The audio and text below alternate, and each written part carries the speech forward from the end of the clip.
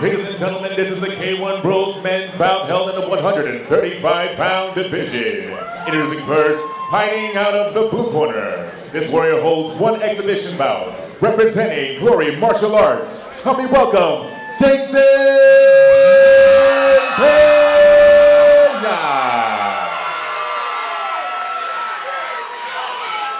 Introduces his opponent, hiding out of the red corner. This warrior holds a record of 1 win and 0 losses. Representing K-Sac, help me welcome Leon Taylor. For the action game, third person inside the ring, and your referee for this contest, Nick Grant. Liam Parent and LG Pennell joining you here at K-Series 8. What a pleasure it is, folks, and thank you for tuning in. LG, you ready to get this action going? I'm really excited. There's a lot of energy in the room for a first fight. That's a good sign. Oh, yeah. We're in for a good night. K-Series always brings this crowd action, and we are ready to go. Nick Grant, third man in the ring, 135-pound division. Jason Pena out of the blue corner, Leon Taylor out of the red. First of 3 scheduled 2-minute rounds, 10-point must system. Winner gets 10, loser has 9 or less, and their 3 knockdown rule is in effect. Combinations of 4 and 5 to get us started. That's a good pace for these guys to be starting at. A little problem with the headgear there already. I can see with Pena. It could be a bit annoying as a fighter. Especially for the visuals that you have as a fighter, to be able to see straight. Headgear getting in the way is very annoying. You can feel that nervous energy in the first round, huh? Yeah, especially because K-Series uses a heartbeat as the background noise of this. It's really intense in here. Oh, very nice, stiff right hand. Yeah, both guys have been throwing really hard punches so far. Right hand lands for Pena. Indicating there was a second accidental low blow there. A couple of nice body kicks being exchanged. I really like Taylor's range. He stands on the outside, dances in whenever it's his timing, and as soon as he's finished with his combinations, he's out of arm's reach. You can see how Pena is having to keep adjusting that headgear and bringing it down. I wonder if they can do something in the corner in between rounds, maybe. Me too, but I think, yeah, that's something off without his opponent even touching it, so they've got to get that adjusted. I think I'm seeing a little bit of blood. Is that blood on the nose of Pena? That's what it looks like to me. At least a reddening. Yeah, on the left nostril. What you mentioned before about Taylor, those hands, really nice. Stays outside and drops those bombs in there.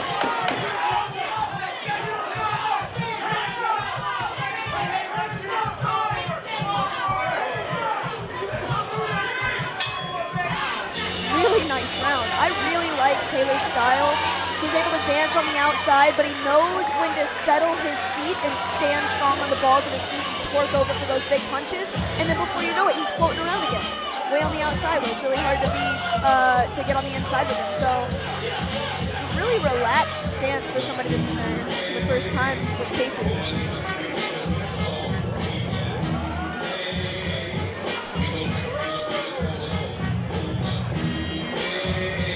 It looks like they may have tightened that headgear on Pena's head in between rounds.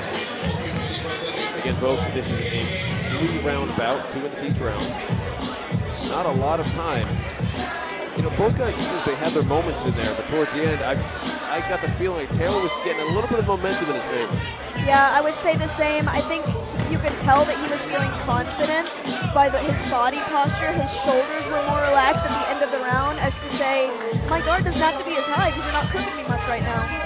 I think Pena had a lot of success whenever he bit down on his mouthpiece and traded right back after Taylor threw punches. Here we go, second of 3 scheduled 2-minute rounds. Taylor out of the red corner, Pena out of the blue.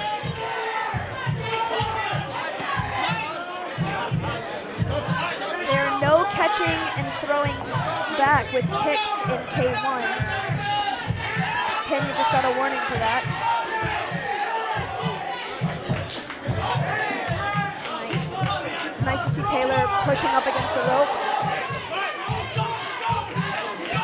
Yeah, nice ring position for Taylor. He's just owning the center of that ring. owning is a good word for it. He's smiling, he's having fun right now, and he's keeping his back to the center. That's where you want to be. Landing solid hands, continuing to do so as he did in the first. Yeah, his punches are pretty round, but whenever they connect, they feel like they pop Pena's head backwards. So they're coming with a whole lot of force. Ooh. That right hand, he doesn't even need to set it up sometimes in his landing.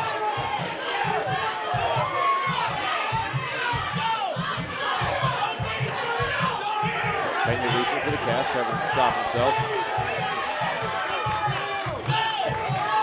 Taylor's really starting to have his way here. I do hear his corner calling for him to set things up. I think he agrees with you. If he were to set up that right hand, he'd have an opportunity where Pena's hands are a little bit lower, like we see him right now. Oh, Superman is in the building. Nice.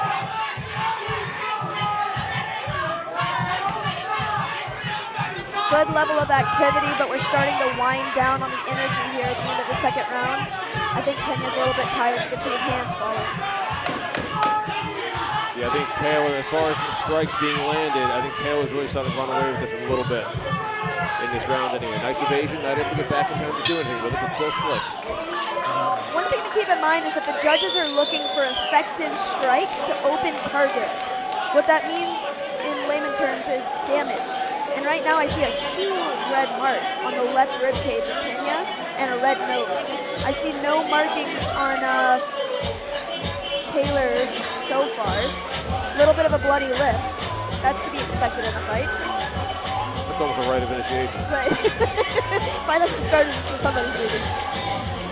Yeah, Taylor, very impressive. You know, we mentioned before, he's able to move quickly, then get his base planted and land something very strong. Yeah, absolutely.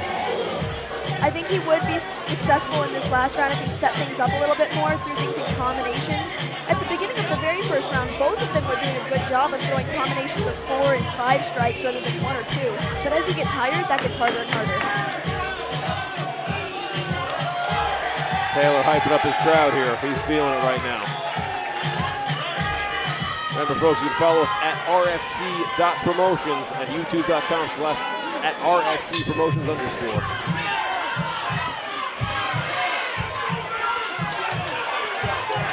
Pena's got to pull out something big here in this third round. He seems to know it with the force that he's throwing his punches with. He has got to get that headgear sorted. What an annoyance.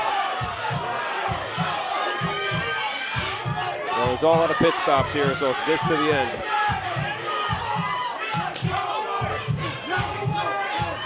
Looping right hand from Taylor. Pena seems to know how to react to that now. Nice teep there from Pena. An attempt at a Superman.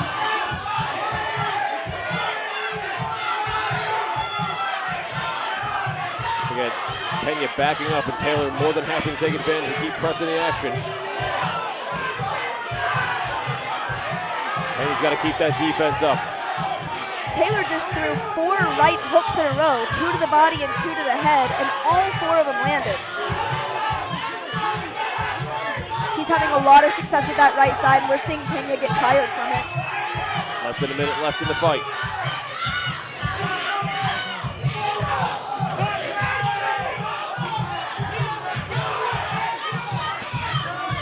Both fighters at us right here, but Pena still with his back to the ropes. With 45 seconds on the clock, you have enough time to steal the round in the mind of the judges, but you can't do it by being on your back foot moving backwards. You've got to move forward, put some punches together. When the 4-time Warriors Cup champion gives you advice, folks, you listen twice. Nice right hand from Taylor. Taylor doing a great job here. That's going to be a standing 8 count. The referees deemed that Pena was not putting up an intelligent enough defense. Taylor's going to stop celebrating to get in the corner.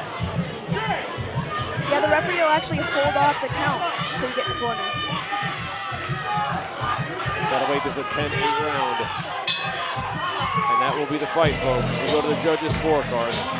You know, for both guys getting in there, they deserve some, good congratulations for doing it. And this is Pena's first fight. He's had 1 exhibition in the past, but this is going to be a valuable experience for him coming forward. Early fights are all about experience. You don't know how you react in a fight until you're in one. Sparring can only emulate so much, and I think the big keynote that he may walk away from here after rewatching the fight later is maybe that he can keep his hands a little higher in rounds 2 and 3, put some more combinations together, and he'll be a huge success in the future.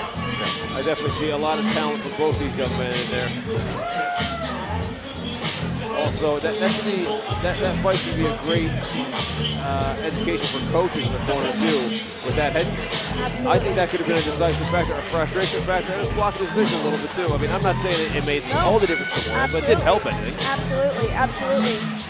As a fighter, you have to expect that you're going to have to overcome obstacles like that, but that was really annoying. If it impairs your vision, that's a huge problem.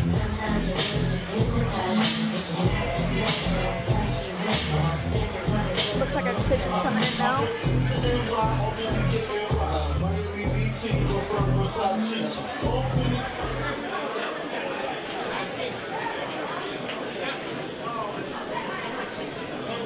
Ladies and gentlemen, after 3 2-minute rounds, we go to the judges' scorecard for our decision. With your winner by unanimous decision, coming out of the red corner, Taylor. Leon Taylor taking the unanimous decision. No surprise there on the outcome. But you know what? Again, props to both guys getting in there and giving it their all. We will see both of these fighters once again, I'm very sure. Both of them coming out of great gyms, Glory Martial Arts and Kansak.